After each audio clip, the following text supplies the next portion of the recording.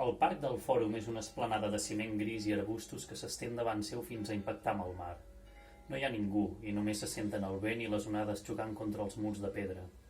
Els fanals s'apaguen i tot queda de color encara més gris. A mesura que avancen per l'extensió de terreny, els tres es fan petits.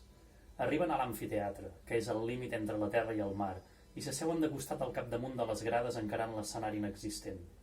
Els tres creuen els braços i pleguen les cames fent que els genolls els quedin a l'alçada dels pits. El vent bufa fort i en Pol li ve un calfred. El sol surt per l'horitzó. En Pol té ganes d'escoltar música i per primera vegada a la seva vida posa una cançó al mòbil sense portar auriculars.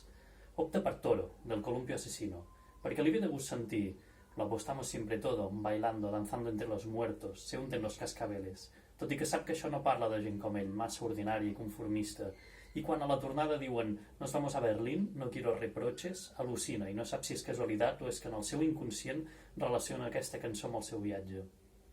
Llavors s'adona que haver d'estar assegut a l'exterior sense poder tornar a casa per culpa d'anar massa borratxo és la situació més adolescent que ha viscut en anys. "Se'n va tota la merda, xavals", murmura l'Arnau.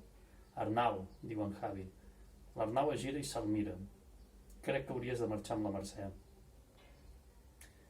L'Arnau fa silenci. Finalment diu: "Sí, jo també ho crec.